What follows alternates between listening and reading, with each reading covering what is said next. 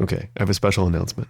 Radiotopia Live is going on a West Coast tour. There are pre-sale tickets available right now until midnight, March 2nd. Go to radiotopia.fm/live and use the code 99PI for early tickets.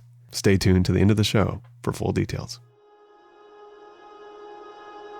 This is 99% Invisible. I'm Roman Mars. In July 1980, a group of Salvadoran migrants crossed the border from Mexico into Arizona. They walked over an isolated mountain range and halfway across a wide desert valley. There were more than 24 of them, people who'd left behind lives and jobs to come to the United States. They'd hired some guides to lead them on the journey. Reporting our story this week is Delaney Hall. And those guides had brought them to a largely uninhabited part of the border. It was a vast, empty, and fatally hot stretch of the Sonoran Desert. The temperature the next day got up to around 112, 115 degrees out there. It was deadly. This is John Fife. He's a Presbyterian minister from Tucson, which is a couple of hours from where the migrants crossed. They were in the middle of the most desolate and deadly area of the desert. And I think out of the group of 26, 12 of them died the first day out. The survivors were eventually found, delirious and suffering from intense dehydration and heat stroke. Some of them had stripped off their clothes. Border Patrol agents brought them to a hospital in Tucson, which is where Reverend John Fife met them. And they asked some of us who were pastors to provide some pastoral care for the survivors who were traumatized beyond understanding. And they began to tell me why they'd fled El Salvador. At that point, Reverend Fife had lived in Tucson for more than 10 years, leading a small congregation at a church called Southside Presbyterian. He didn't know much about Central America, or what was going on in countries like Nicaragua, Guatemala, and El Salvador around this time. Yeah, not only ignorant, but I couldn't have put El Salvador on a map. I knew it was somewhere between Mexico and Panama, but that was the extent of my knowledge. So I had a lot to learn and a lot of catching up to do.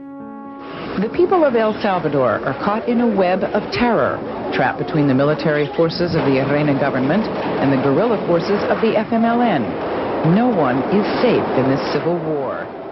El Salvador's civil war had been decades in the making. Since the early 1900s, the country had been ruled by a series of oligarchs and corrupt military leaders. They maintained control by repressing large segments of the rural population. In the late 1970s and early 1980s, a number of left-wing guerrilla groups began to grow in power and influence. The military responded by trying to crush this resistance. Death squads targeted union leaders, community organizers, and other people they suspected of sympathizing with the guerrillas. That included priests and nuns.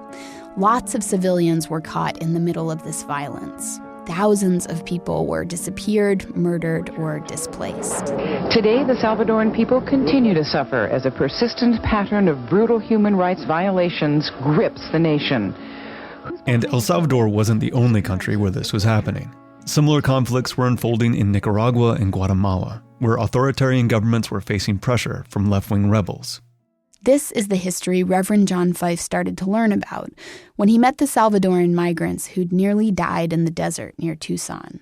Well, basically, they were telling me why they'd fled El Salvador, about threats from death squads, killings of members of their family or close friends, that sort of thing, and the reason why they'd had to flee. He didn't know it then, but Reverend Fife was witnessing the beginning of something big. Hundreds of thousands of Central Americans were trying to get away from these dangerous and bloody civil wars. They were fleeing their countries, making their way through Mexico, and crossing into the United States. So a major migration of refugees occurred along this border during that 10-year period, beginning in 1980. Reverend Fife's church sat less than 100 miles from the border, and it would be completely swept up in this crisis. Eventually, Fife and his congregants would give shelter to hundreds of Central Americans. They'd be joined by a network of churches across the country, all opening their doors and giving migrants a safe place to stay. This would mark the beginning of a new and controversial social movement, based on the old religious concept of sanctuary, the idea that churches have a duty to shelter people fleeing persecution. More than 6,000 people have signed up to provide sanctuary around the country. Today cracks down on so-called sanctuary cities. There are hundreds. There's been a lot of talk about sanctuary in the news recently, and the modern movement in the U.S. can trace its roots back to Reverend Fife. We're going to spend the next 2 episodes looking at how the sanctuary movement started and how it caused one of the biggest showdowns between church and state in recent history.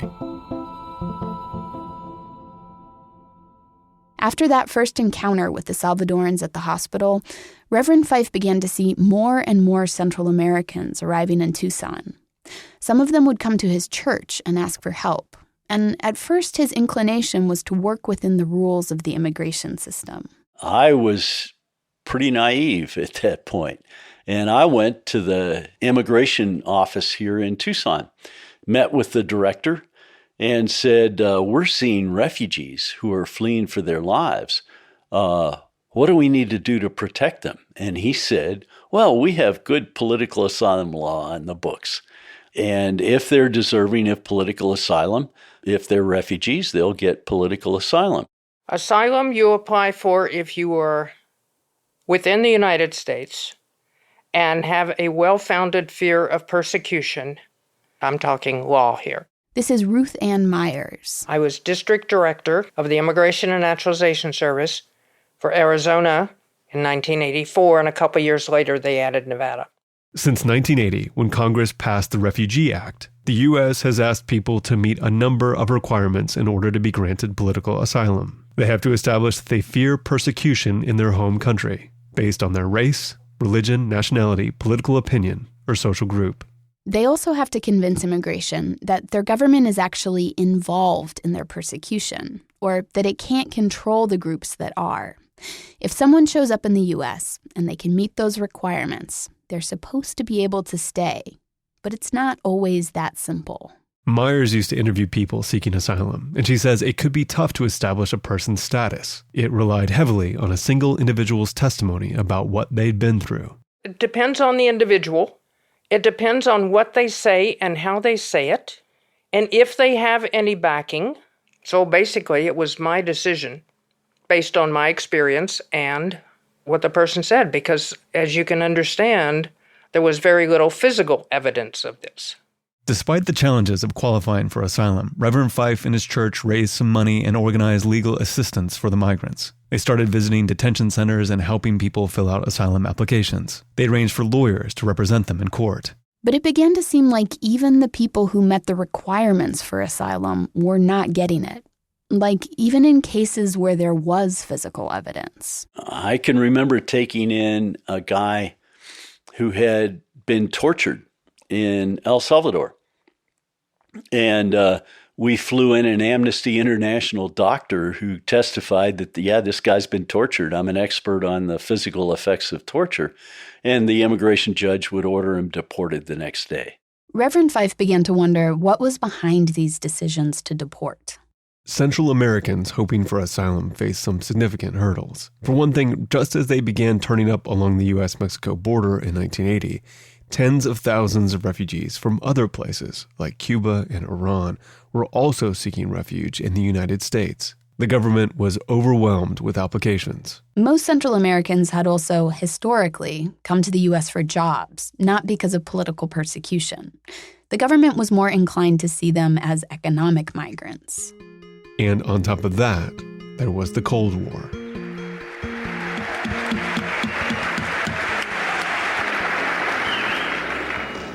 Mr. Speaker, distinguished members of the Congress, honored guests, and my fellow Americans. In 1983, President Ronald Reagan delivered a special televised speech before Congress. In it, he outlined his concerns about the civil wars flaring up in Central America. Too many have thought of Central America as just that place way down below Mexico that can't possibly constitute a threat to our well-being. And that's why I've asked for this session. Central America's problems do directly affect the security and the well-being of our own people. And Central America. Reagan saw Central America as an important front in the Cold War, a region so close to the U.S. that our national security required us to stop communist movements from flourishing there. Nicaragua is just as close to Miami, San Antonio, San Diego, and Tucson as those cities are to Washington, where we're gathered tonight. Just a few years earlier, in 1979, a socialist revolution actually did happen in Nicaragua. The Sandinista National Liberation Front had ousted a U.S.-backed dictatorship, which had ruled the country for decades. At the time of this speech, the Reagan administration was sending aid to Contras fighting the new socialist Sandinista government.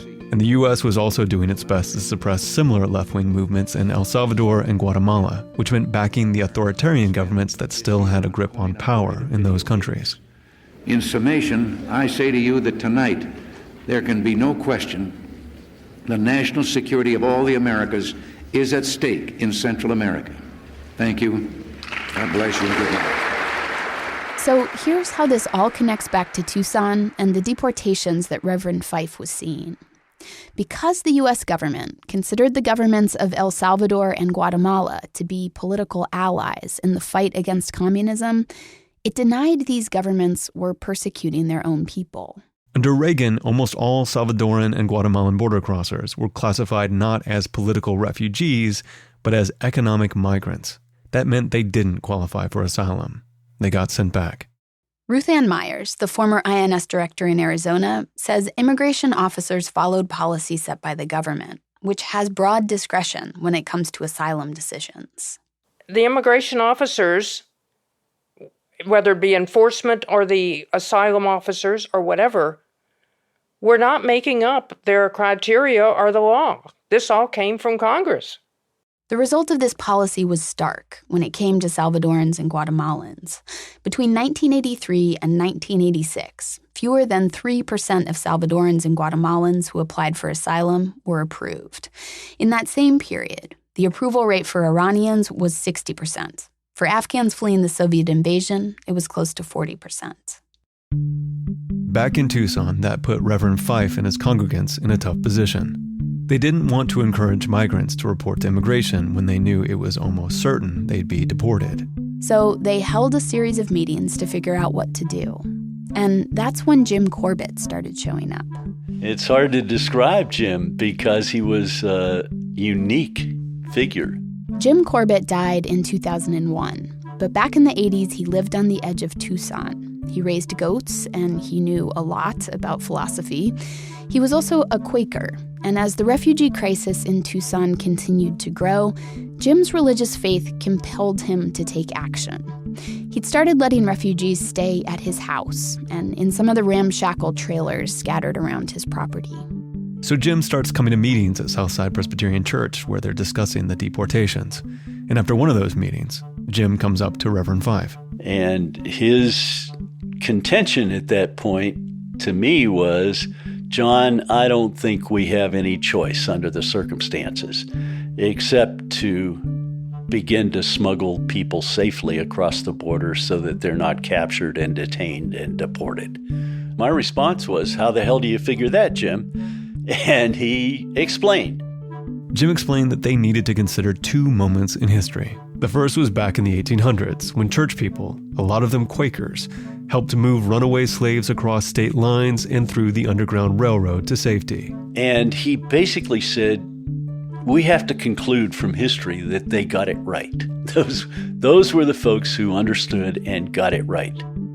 Then Jim pointed to the church and its failure to protect Jewish people fleeing the Holocaust in the 1930s and 40s. Many Jews were detained and deported back to Germany, where they were killed.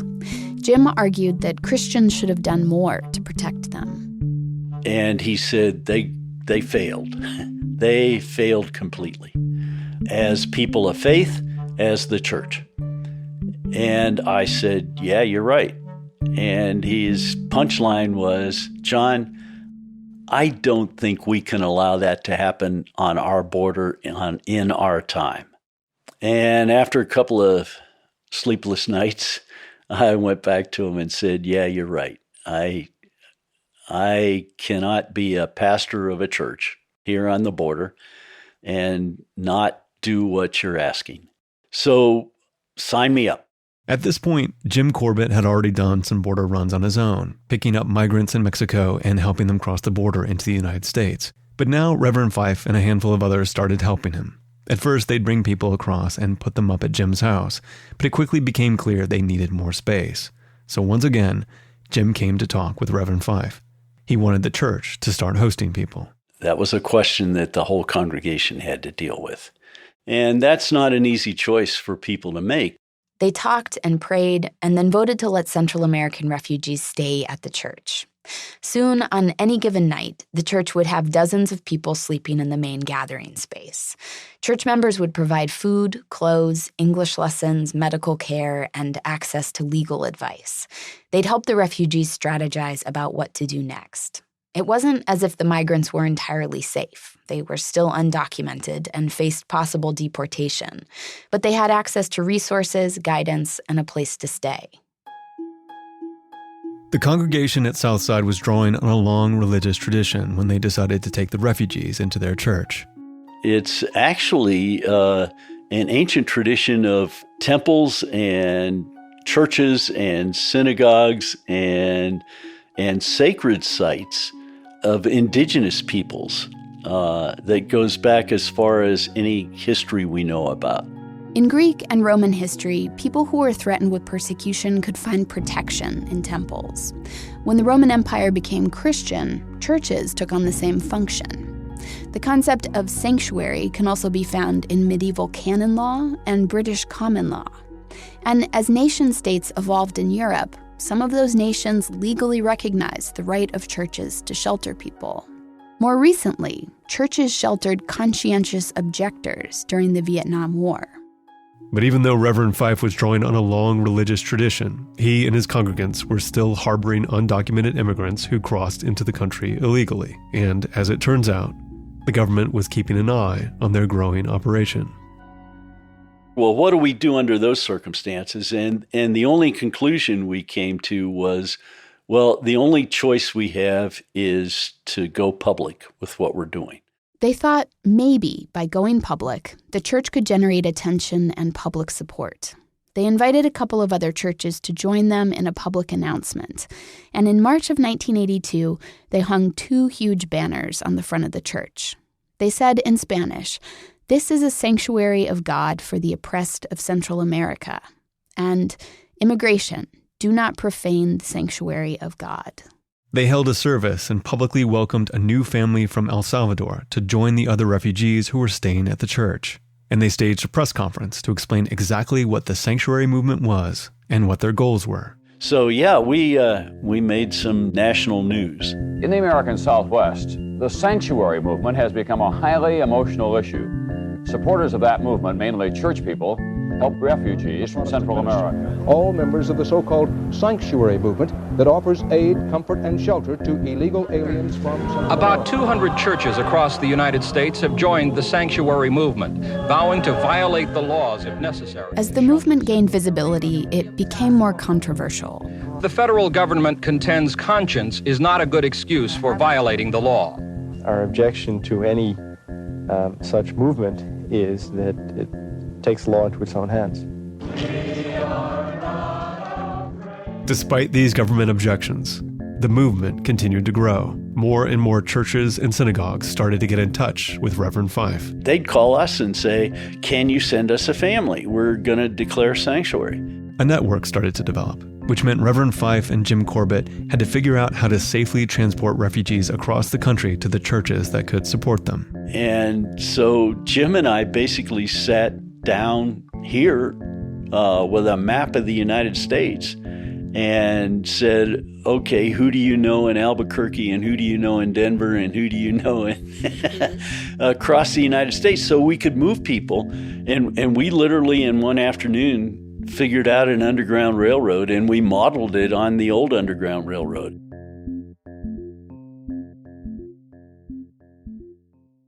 By the mid-1980s, hundreds of churches and synagogues across the country had joined the sanctuary movement. Almost every mainstream church denomination had gotten involved, including Lutherans, Methodists, and Baptists. Sanctuary volunteers came from a wide variety of political viewpoints, including conservative. But everyone shared a belief that churches needed to respond to the Central American crisis. These American churches were connected to a network of churches that extended down into Mexico and Central America. So migrants could plug into this network and make their way north. Some would find shelter in Mexico, others would continue into the U.S. That's exactly what Patricia Barceló did. My name is Patricia Barceló. I am a refugee from Guatemala, and I have lived in the United States since 1985. Patricia grew up in Guatemala City, and her parents were union organizers during the Civil War, which made them a target of the government. They labeled my dad and my mom as being involved in subversive acts and wanting to overthrow the government. And that was enough for them to kill you, disappear you, or, do whatever they wanted to do to you. At one point, Patricia's dad disappeared for many weeks. He'd been kidnapped by the military or the police. Patricia's family never learned exactly who. He came home being the shadow of a man that he was, because he was so skinny and, bony. He had a beard so long. He didn't look anything like my dad. But he'd made it back. And with him, he read a horrible story of torture and things that had been done to him that were just inhumane. At that point, Patricia's parents fled to Mexico City, leaving Patricia and her sister with their grandmother. Her parents said they'd be in touch when they had a plan. For 2 years, nothing. And then a letter from her mother. And the letter said, bring the girls to the border, bring them to this park in Chiapas, and I will be there waiting. Patricia and her sister crossed the border from Guatemala into Mexico and met their mom at a designated park. They learned that she'd met some Quakers involved in the sanctuary movement. The Quakers told the family to head to northern Mexico, where they were met by a Catholic priest named Father Ricardo Elford. He worked closely with Reverend Fife. He wanted to know what had happened in Guatemala. He wanted to know why we were wanting to come to the U.S. He said, just tell me, what went on? Because we want to bring you. We just want to know what we can do for you. And my mom told him everything that had happened. Dad did too. And then he said, everything is going to be okay. Father Elford was vetting the family. He was making sure they qualified as refugees. As the sanctuary network had grown, they'd had to develop a more formalized process. This was partly to ensure their limited resources went towards helping people who were most in need. It was also to try and ensure they weren't putting volunteers at risk or bringing someone dangerous into the U.S. One of the government's criticisms of the sanctuary movement was that they lacked the expertise and resources to evaluate potential refugees. The government worried they might be helping criminals enter the country, or communists who wanted to undermine the U.S. government. Here's Reverend Fife again. I would just kind of smile and say, you don't understand the church. We have the best intelligence system in the world. As I understand it, what you say is you have 5 CIA agents in El Salvador right now. I have thousands. They're called priests and pastors. And all I have to do is pick up the phone and call them, and they'll give me the whole family history. Once Father Elford was satisfied that Patricia and her family actually met the requirements for refugee status, he arranged for them to be brought across the border into the U.S. We got picked up very early in the morning in this yellow truck, and we were thrown in the back, right under lots of sleeping bags. And they told us that no matter what, we couldn't pop our heads up. We just had to stay underneath. The family crossed into Douglas, Arizona, and then headed to Tucson, where they stayed at St. Michael's Episcopal, another church in town that had declared sanctuary.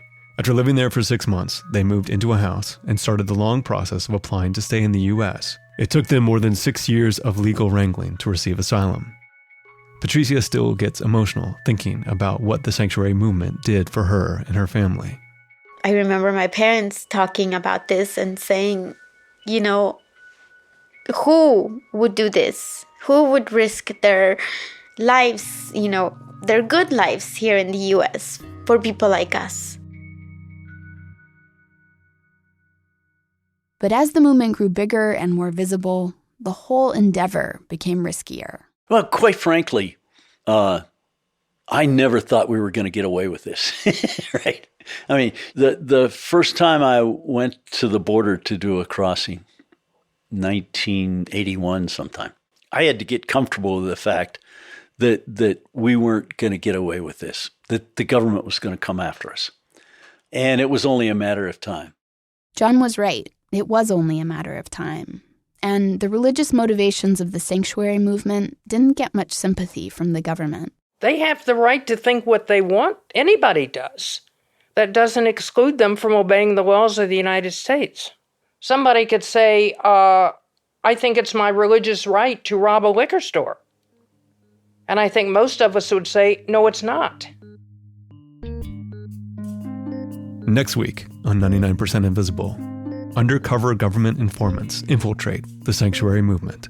Yeah, a couple of these guys, I thought, they don't fit the usual sanctuary volunteer profile, right?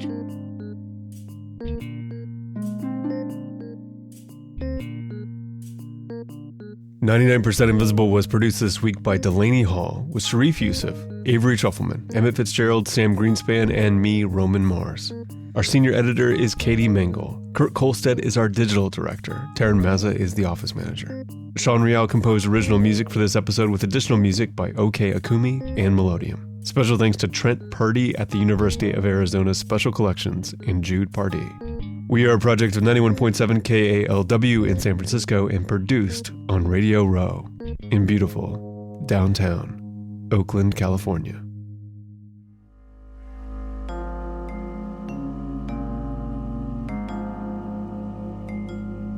Support for 99% Invisible is provided by Mayfield Robotics and Curry. When someone calls you and says, "I want to show you my secret robot," you get in the car and you go see it. That's what happened to me a few weeks ago when I met Curry. Curry is this little robot that moves around on his own, checking things out and learning his surroundings. He'll keep you company when you're at home and be your eyes and ears when you're away. He'll even go investigate loud noises in the middle of the night and show you what he sees on your cell phone. Plus, he's friendly and cute. He makes these cute little noises. He's the robot you've wanted since you were a kid, and he's finally here. You can pre-order Curry today at heycurry.com. That's HEYKURI.com. HEYKURI.com. 99% Invisible is supported by Article, makers of mid-century modern and Scandinavian furniture.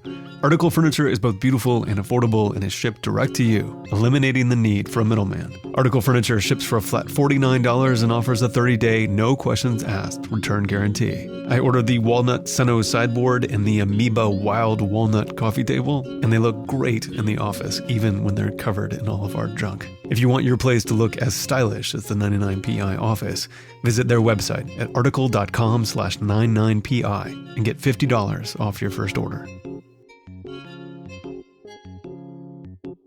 So here's the big news. We're heading out on our very first West Coast Radiotopia Live tour coming up May 8th through the 12th. We'll be in Portland, Seattle, San Francisco, and LA. Radiotopia Live will bring together some of your favorite Radiotopia shows, including 99PI, Criminal, The Illusionist, The Memory Palace, Mortified, and The West Wing Weekly, on stage for a live storytelling and musical extravaganza. It is going to be amazing. You can get pre-sale tickets now through midnight Thursday, March 2nd. Tickets will go fast, so head to radiotopia.fm/live for more information and use the code 99PI to get early tickets for your city. Support for 99% Invisible and Radiotopia from PRX is provided by our coin-carrying donors, the Knight Foundation and MailChimp, celebrating creativity, chaos, and teamwork. One of the original Radiotopians is Benjamin Walker. In this new era, Benjamin Walker's Theory of Everything will be the most important show you listen to. For the past few months, Theory of Everything has been running a series on surveillance, fake news, ad tech, and Russian conspiracy theories. And this whole series started way before the election. It's become more about the collecting of data and selling the data, and for an advertiser, buying placements based on that data than it's been marketing. That's what really leads to this change in self-perceptions. That's what is resulting in, behavioral change beyond just interest in an ad, but it's actually really changing how you see yourself. There is some paranoia involved, but it's like a healthy, realistic kind of paranoia. If you want to be prepared for all the things people be freaking out about in 2 years, you should enter the unique mind of Benjamin Walker. Find Theory of Everything and all the Radiotopia shows at radiotopia.fm or wherever you get podcasts. You can find 99% Invisible and join discussions about the show on Facebook. You can tweet at me at Roman Mars and the show at 99pi.org. We're on Instagram and Tumblr too. But if you want to learn the subtle art of wilderness trail design, that is the textbook definition of invisible design. You have to go to 99pi.org. Radiotopia.